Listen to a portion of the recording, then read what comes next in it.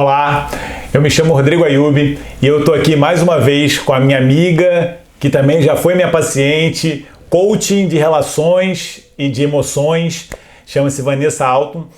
E eu quero falar com ela, eu propus aqui para ela essa dinâmica, esse bate-papo sobre um assunto que eu acho super interessante, né? Um assunto que atinge a todos, né? Que é uma das bases até dos vídeos dela, são os relacionamentos, né? Convivência homem e mulher, que é uma coisa muito complexa, mas da mesma forma muito simples de se entender para a gente conseguir viver em harmonia, né? Um casal viver em harmonia. Eu pego muito isso nas minhas consultas, né? Pacientes femininos reclamando dos homens, meu marido tá assim assado, ou então o contrário, homens falando das mulheres, olha, não aguento minha mulher porque todos os meses ela durante alguns dias ela tá insuportável e não sei o que. Eu já até salvei muitas relações explicando pro marido, né, que assim, existe uma coisa chamada TPM, que é tensão pré-menstrual, em que hormônios sexuais femininos têm grande efeito no cérebro, chegam a níveis muito baixos e a mulher fica num estado depressivo, de irritabilidade, que vai se reverter em poucos dias quando os hormônios voltarem a ser produzidos. Isso é aquela montanha-russa hormonal, que é o metabolismo hormonal feminino, que o homem tem que entender. São pequenos detalhezinhos simples que podem afetar uma relação e eu vejo que afetam muito pelas minhas consultas. Uma coisa muito interessante desse assunto, existe um psicólogo americano, não sei se você já leu esse livro, Vanessa, é muito interessante, chamado Howard Gardner. Sim. Ele, em 2011, até ganhou um prêmio chamado Príncipe das Astúrias sobre esse assunto, que é o livro chamado Múltiplas Inteligências. Ele fala muito sobre isso, sobre as inteligências que o ser humano tem e que muitas inteligências estão relacionadas com esse perfil hormonal. Por exemplo, a inteligência espacial, que o homem tem um pouquinho mais de inteligência espacial do que a mulher, né? Por isso que a maioria dos pilotos de avião são homens, é muito relacionado com a testosterona, a inteligência espacial. A inteligência interpessoal é infinitamente maior da mulher, né? A mulher tem uma capacidade interpessoal de comunicação muito maior do que o homem. Isso tem a ver com hormônios, tem a ver também com estrutura cerebral. A mulher tem um corpo caloso, que é aquela zona que faz a transmissão entre os cérebros, 20% maior do que o homem. Então é por isso que a mulher é multitarefas, né? A mulher cuida do filho, vê a sopa e tá falando com a amiga no telefone, tá fazendo um trabalho pelo computador, é uma coisa impressionante, né? O homem, quando faz uma coisa, faz uma, né? Aquela regra das caixinhas, inclusive, que existem, né?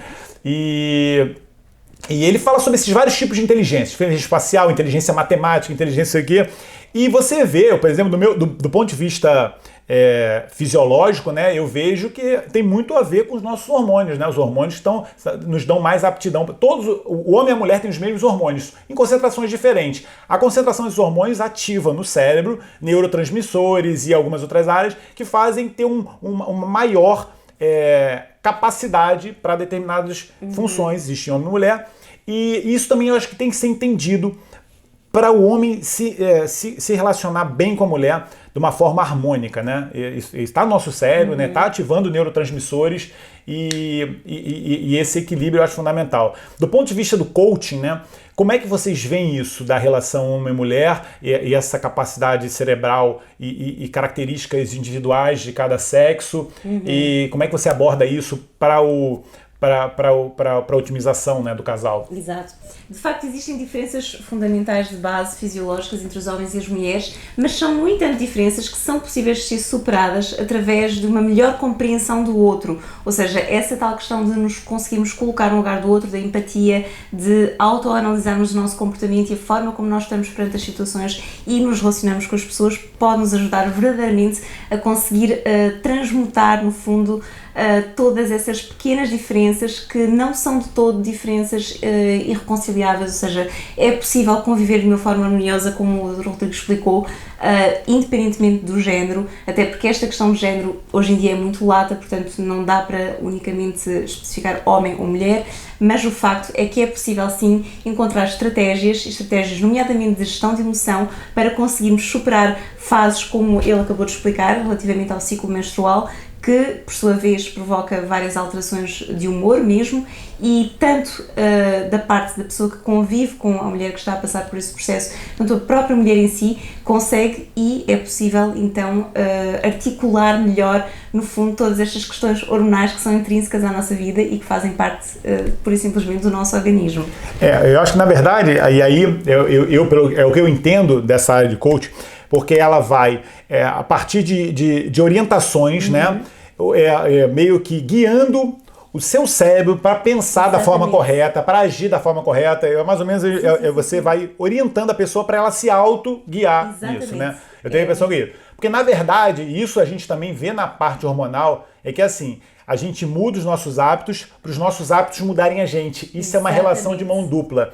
Eu, por exemplo, vou dar um exemplo nisso. Eu falo para minhas pacientes que, assim, as pacientes mesmo que já não estão na fase reprodutiva, né? Mulheres que já estão com 50 anos, a menopausa em média começa a partir dos 50 anos, né? Na maioria das mulheres, e que teoricamente não estão na fase reprodutiva, teoricamente não precisavam mais fazer sexo, né? Já não tem o objetivo principal do sexo, né? Que é a reprodução.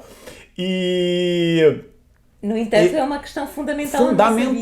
Fundamental. A mulher e o homem têm que ter uma vida sexual ativa durante toda a existência. Sim. Por quê? Porque você otimiza no seu cérebro neurotransmissores, otimiza a produção dos hormônios, você quase que engana seu cérebro, lá o cérebro reptiliano, né? O nosso cérebro mais primitivo, de falar assim, essa pessoa tem uma atividade sexual ativa, uma atividade sexual dinâmica, né? Então essa pessoa, calhar, deve estar até na fase reprodutiva ainda. Vamos produzir hormônios sexuais. Embora a sua gônada já não esteja funcionando, né? No caso o ovário da mulher, o corpo tem uma capacidade de adaptação e produção desses hormônios por outros órgãos. Como, por exemplo, a suprarrenal, ele faz esse efeito.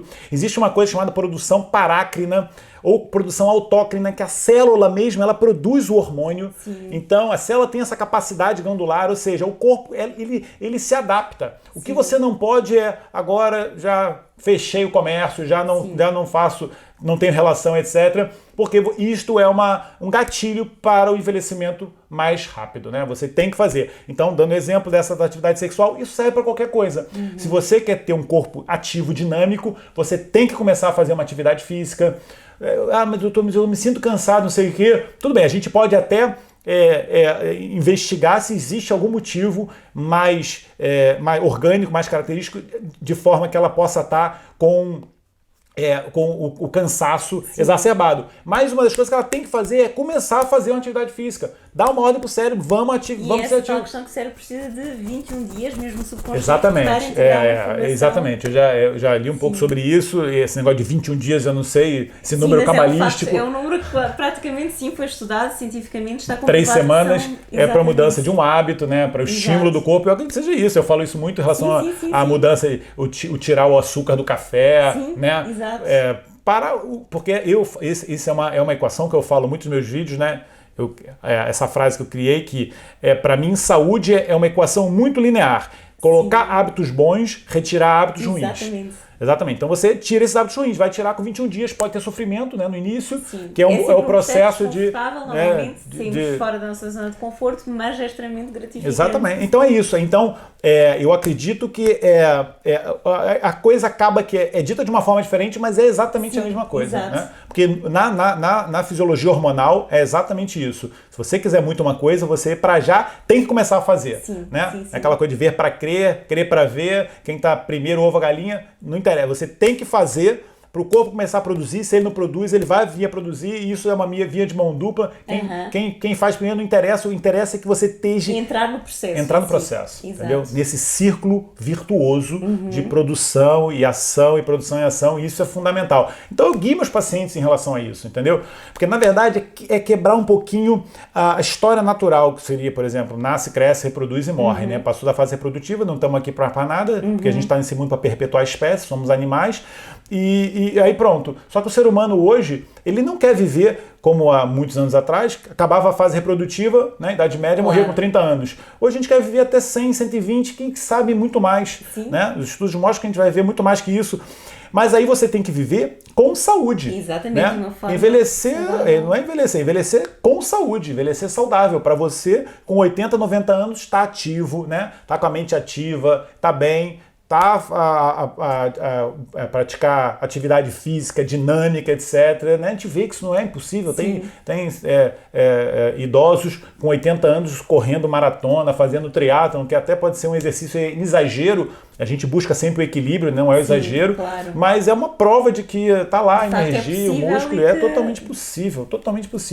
Principalmente quando se fala isso da parte cerebral, né? A gente às vezes pensa assim, não, mas aquele velhinho tá um velhinho gagá.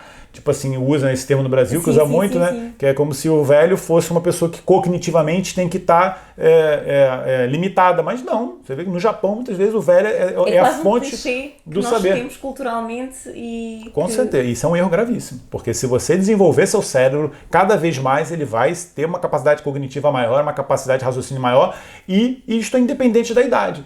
Tem a ver com os seus hábitos, com a forma como você trabalha o seu corpo. E nós temos um exemplo disto em sociedades que efetivamente têm um estilo de vida não só saudável, sociedades mesmo algumas até consideradas arcaicas, mas que no fundo estão muito à frente em termos de evolução a nível espiritual mesmo e a nível do equilíbrio do corpo e da mente, e que conseguem pessoas chegar a centenárias porque realmente desenvolvem uma criatividade, e a criatividade não é só artística, é a criatividade na resolução das situações que se apresentam no dia-a-dia, e são pessoas que às vezes até nem têm recursos tecnológicos, mas conseguem usar a sua criatividade interior, a sua força, para conseguir então resolver problemas e outras situações que surjam de uma forma criativa. E é um facto que essas pessoas normalmente em certas culturas estão associadas a uma alimentação saudável, a hábitos de vida saudáveis, à prática de exercício físico e outro conjunto de situações que de facto potencia então esse rejuvenescimento, no fundo permanente, que é um rejuvenescimento celular,